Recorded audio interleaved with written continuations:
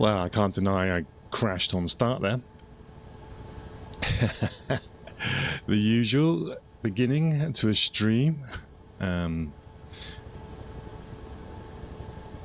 in a field in Belgium, in the Huey, and hopefully everything is okay. You got the sound.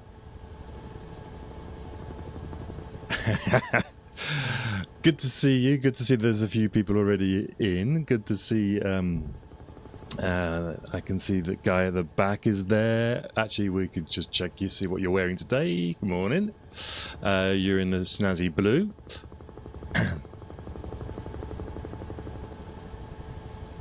Okay, so hopefully a few people will be joining as we poodle along.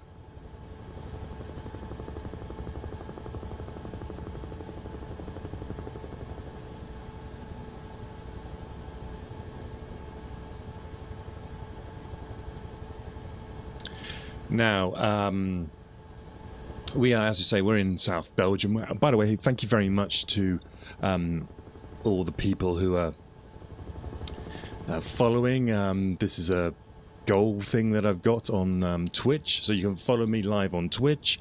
I'm also on YouTube, and I see that there's a few new YouTube subscribers out there, so hello to you. I'd like to thank everyone who's started to understand what we're trying to achieve on this channel. It is a young channel, and I have been doing teething troubles trying to sort of get the sort of flow of what we're talking about. And I can see that a lot of people come onto the stream and then disappear. So I'm trying to get the right category, because I think a lot of the times people are coming on wanting Flight Simulator and then realizing it's a bit more sort of history. But for those people who, I think there's 30 of us now on YouTube who are subscribed. I hope you're enjoying this and you understand what we're trying to do here. So for anybody who is new and joining in, my name is Simon. The channel's called Flight Past. It's because it uses flight to look at the past, and it was an idea I got last year when Microsoft Flight Simulator 2024 came over to the PlayStation. I was listening a lot of the time whilst I was flying on the console, listening to history podcasts and things like Rest is History or We Have Ways of Making You Talk podcast. And I thought it would be... and I would go around and I would try and find these places that they were talking about on the simulator. So I just thought it was sounded like a good idea to combine the two. And by using the Huey in a lot of places, it depends on what we're doing, but if we're talking about battlefields itself, then the Huey is a great aircraft to use. If we're talking longer distances, we did D-Day playlist, and so you were using the Dakota a lot in that. And so it depends on the sort of what we're talking about, the sort of aircraft that we'll be using. But my favorite is this Huey, because I've got the PlayStation and I can use the gyro on the PlayStation controller to control. You can see that I'm controlling it with the with the controller. So that gives me a free hand over here to be able to look at my notes and things like that. And so what we've been doing, as I say, we've been looking at different history. I started off on D-Day, so I was just looking at the first 24 hours of D-Day. And I then moved over to doing the Waterloo campaign. And there's a few other little playlists you'll find on YouTube at the moment. Go and have a look at that. And because it's all been a bit of a trial and error, and I'm trying to sort of get my sort of pattern in, we will go back maybe and see a few of these other things we've done before. But where are we now? Well, we're in Waterloo. We're at Waterloo. We've been following Napoleon from Elba all the way up to Paris. He set sail from Elba, I believe it was on the 28th or February. He arrives at the Gulf of Juan on the 1st of March. And by the 20th of March, he'd been carried up the steps at the Palace at Tuileries in Paris. He sends out a load of letters to sovereigns saying that he's going to be a good boy and, please don't attack me and I will try to sort of do better. But they just send the letter back. And in fact, the British Prime Minister refuses to allow the Prince Regent to open the letter. He just sends it back unanswered. And unopened and unanswered. So Napoleon's got a domestic crisis going on back in France. The problems that the Bourbon monarchy had after basically 5 years of war was trying to go from a war footing economy to a peace economy. And of course, just coming back, Napoleon still had all these issues to deal with. He had revolts in the Vendée, which is the sort of western side of France. There was problems down in Provence and in Marseille area. So he had a lot of issues back at home.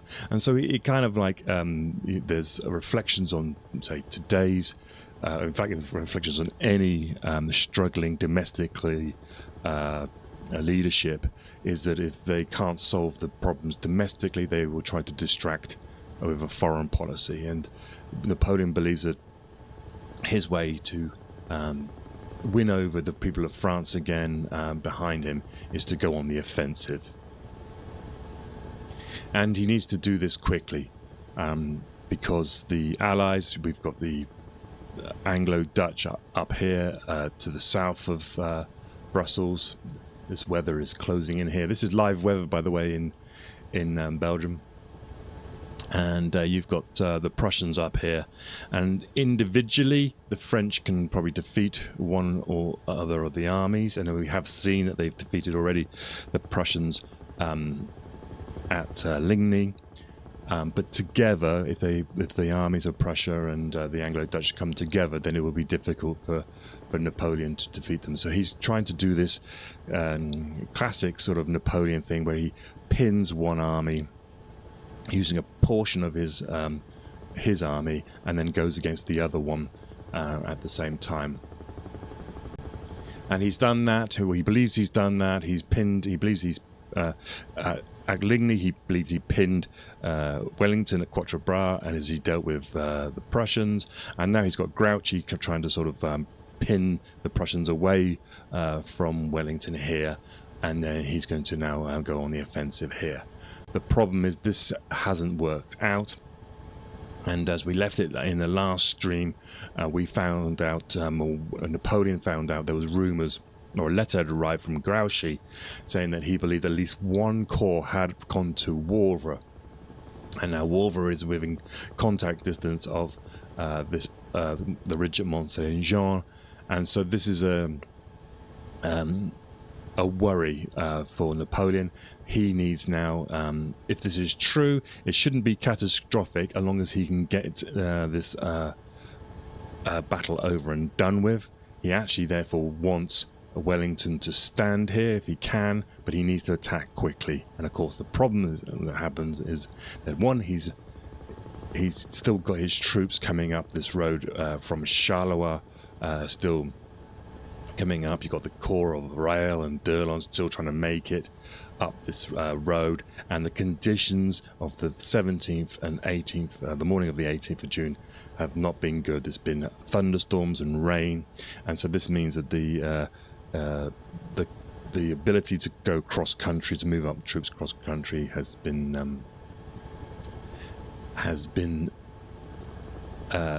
curtailed, at least.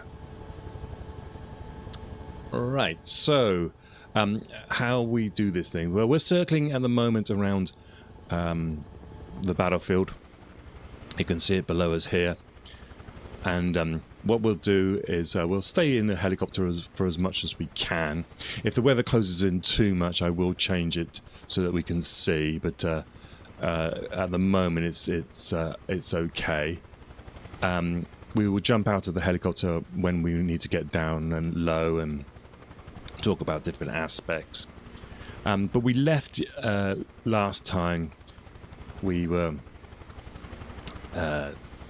talking about the troops are waking up in the morning, and Wellington has received news from Blucher, that he will come to his aid with probably more than he could hope for. At least 3 corps of Prussians will be on their way. And Napoleon is over here, and he's as I say, he understands that the job needs to be done quickly. Now, this weather to me is getting a little bit too thick. I'm going to have to change this because we won't be able to see what's going on. So let me. I hate to do this, but it does mean. Let's just switch that off, and we can go to. Let's have some clouds at least.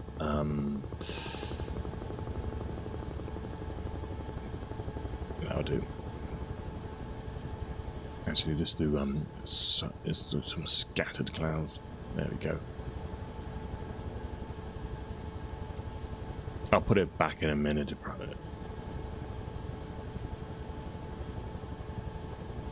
Right, so let's begin the story. So if you're new to the channel as well, you're the co-pilot. Your messages will appear on the left. So if I'm crashing or going the wrong way, you can let me know. And of course, we've got the head-up display at the top will show you the subject that we're talking about is on the top left. In the middle is where we currently are, and on the right is the date that we're talking about. Feel free to join in. Feel free to say if I've got something wrong, or there's a flashing light that needs to be adjusted or something like that. And if you, please do not be embarrassed if you think it's a simple question, or you've heard something and you're worried that we might have mentioned it. It's always great to mention these things again if we have to. And if you think that there's something that's wrong, or you've got some better information, and share it with the group, and we can all discuss it. Don't worry about sources. You know, if you say I heard that some guy in the pub called Bernard mentioned this, then we can still chat about it here. It's not a history lecture or anything like that. It's just I'm just flying a helicopter online talking about Waterloo. Right, so let's start. It's 4 o'clock in the morning, and Captain Cavalier Mercer would wake up on this day, and he calls it the memorable day. And he reports that his non-commissioned officer returns from a place called Longveld with a supply of ammunition. So the ammunition has got through the woods of the Soignes, and is arriving on the battlefield. He says he describes the roads at 4 o'clock in the morning are crowded with wagons. Many of them overturned or pushed off the road, plundered with ammunition and supplies. But basically, if a wagon is in the way, it's pushed off the road, the stripped of its supplies, and it's given out to the troops. And at the same time, at 4 o'clock in the morning, Bulu's 4th Corps of the Prussians are breaking camp at the town of Wavre. So let's point you in the direction of Wavre.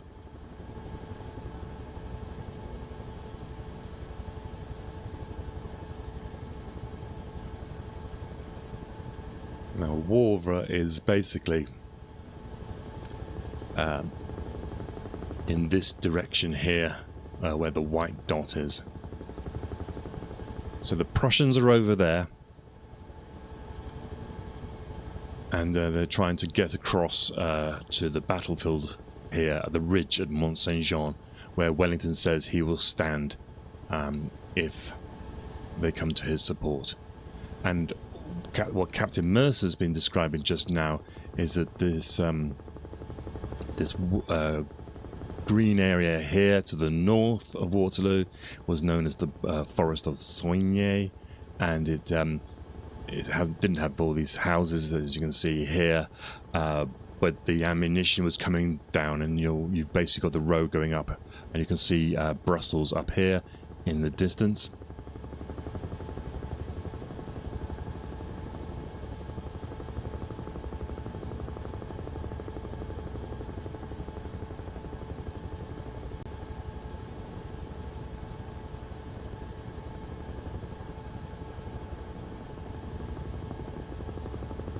Now, Captain Mercer reports at this time, this is 4 o'clock in the morning, he says that the rain has started to slacken. It's now becoming a drizzle. And he says the regimental trumpeters would begin to blow their reveille, I think is the word. And that echoes up and down the line.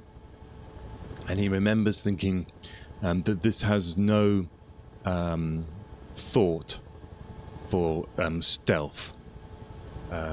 It was the way that they were blowing their trumpets and stuff like that would, he says, was revealing the Allied positions along this line.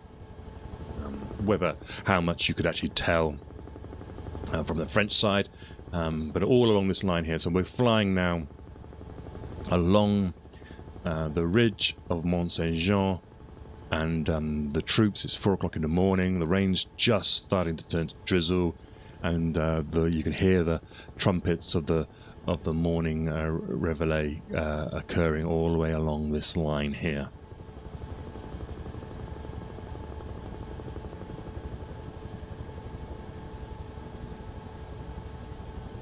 Now, fodder for the horses, he says, was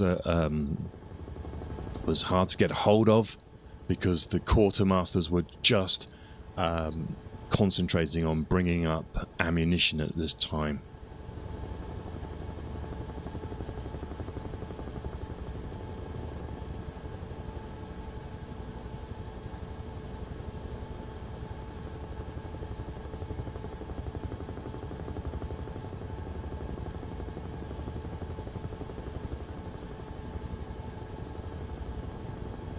So for Napoleonic armies, in the morning there's kind of a routine drill that goes through for the regiments. They're stood to, and they wait until the light is sufficient to make sure that there's no dawn attack.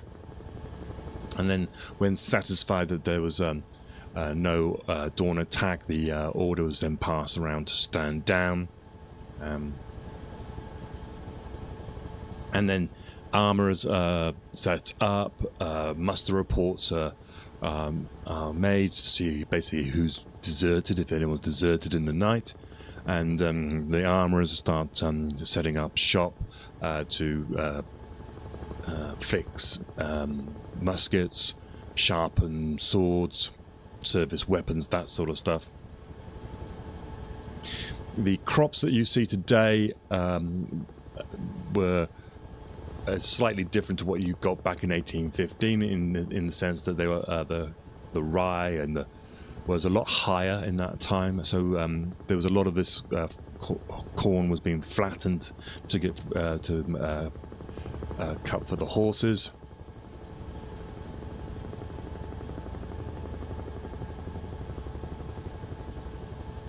And so we're looking here at around about 80,000 troops of Wellington's army. But over here there's a couple of places called Hal and Tubize. We'll look over in this direction here, and this was because I think Wellington, and I might get this wrong, I can't remember, but he has around about 10,000 troops over here because he's still paranoid about his right flank, that Napoleon would try to turn him away from his supply lines, which was Ostend and Antwerp.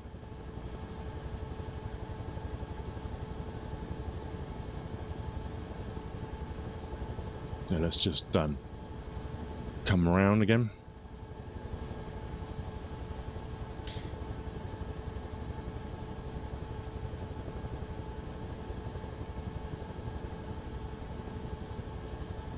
%50 of the troops in Wellington's line were British, estimated, but the French had a superiority of guns, and they had the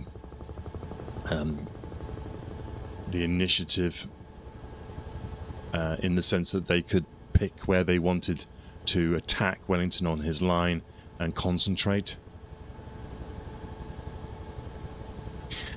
Again, with artillery, Wellington had about 150 guns, but again, he didn't really have the ability to concentrate his guns. Unlike Napoleon, he could concentrate his batteries where he wanted to have the biggest effect. So again, Napoleon had an advantage in that sense. But he would use someone like Captain Cavalier Mercer's Royal Horse Artillery to ride along this line and to plug any points where he felt that there was the maximum amount of stress. All along this line then, it's in the morning. We're talking about 5 o'clock in the morning, 4 o'clock, 5 o'clock in the morning. Once that reveille's happened, you then get this sort of sound of muskets being fired, and it's not because they're firing at anything, they're just discharging their weapons in order to clean them, make sure that they're all they're firing locks and loosed, and make sure that their weapons are in good working order.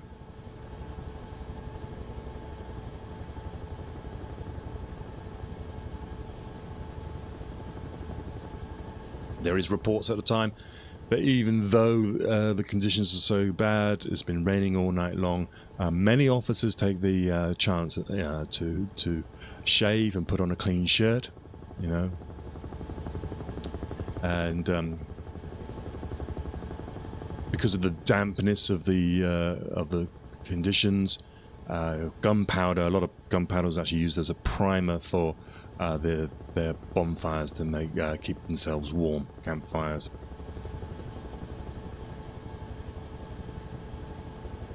Now, one of the advantages, of course, of the rain is that they've managed to collect a lot of water. So you got to remember these things, that all water could be a difficult thing to collect, and at this time it means that most of the soldiers along the line will have a full canteen of water.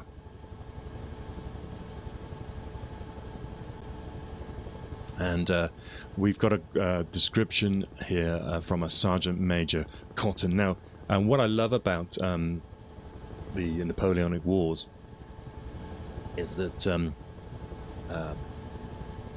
the common soldier, the lower ranks, had got to a stage of literacy that they could actually write about their experiences, and a lot of these I've got in a collection, the Waterloo collections, and other primary sources. And one of these guys said his name was Sergeant Major Cotton, and he describes, he says, and I quote, "At this time there was a continual irregular popping along the line, not unlike a skirmish, occasioned by those who were cleaning their firearms, discharging them when practical, which was more expeditious and satisfactory than drawing the charges." So he's saying that they should be pulling the musket balls out of the weapons, but they're not, they're just firing them. He describes what the sound of 70,000 men awakening The buzzing resembled the distant roar of the sea against a rocky coast. Kind of cool.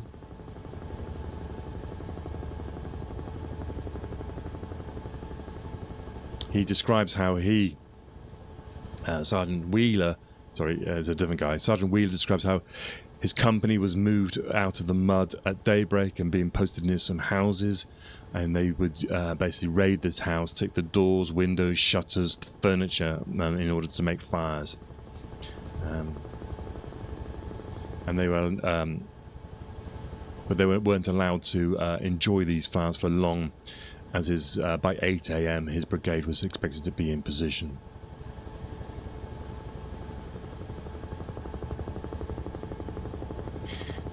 Lieutenant Pratt, he was the 30th Regiment. He wrote a letter, 1835 he wrote it, so 20 years after the event.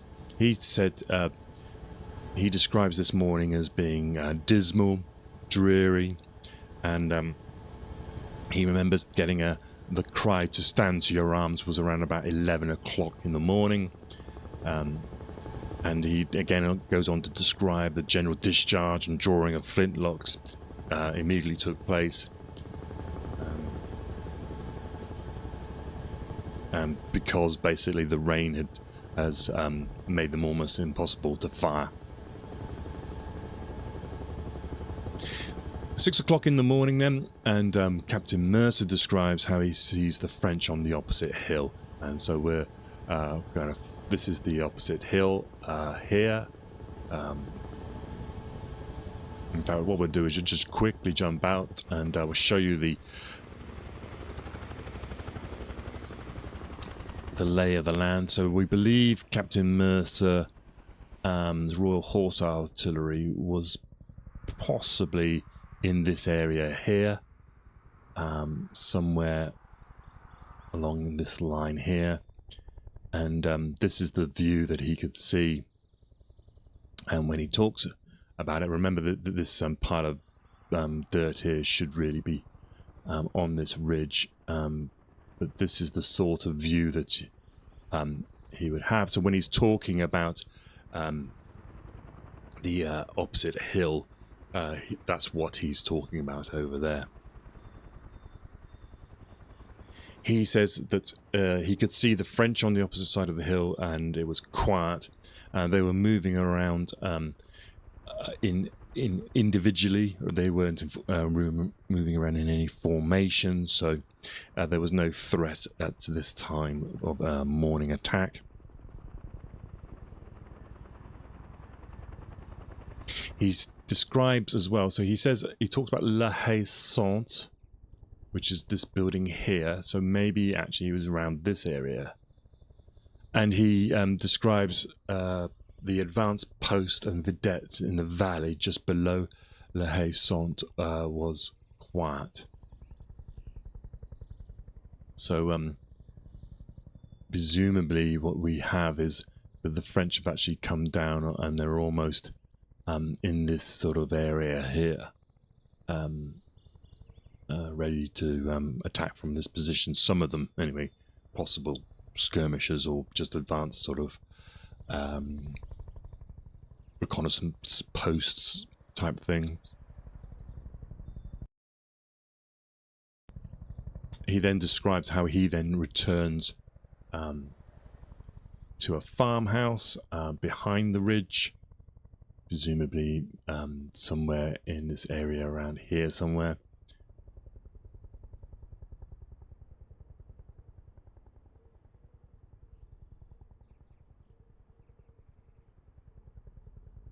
So even at this time, so this is 6 o'clock in the morning, they weren't certain of what they would be doing today. Rumours were going around Mercer's troop to say that they believe that they will be continuing their withdrawal towards Brussels on this day. But what actually begins to happen is that the British troops will start to begin to take up their positions along this this ridge. It's believed around about this time Wellington himself would ride along his position here, getting a good idea of what he's got, and he begins to, it's described, to start supervising the arrangements of his battlefield. So he's got, we believe, possibly around about 5 o'clock in the morning, he's received confirmation from Blucher that he will come to his support here, and he then decides that this will be the place for him to stand. Right, on that note then, I'm going to take a quick break. We'll come back just after this break. So if you're watching on Twitch or YouTube Live, we will be back in a couple of minutes, and we will start with Wellington's order of the day.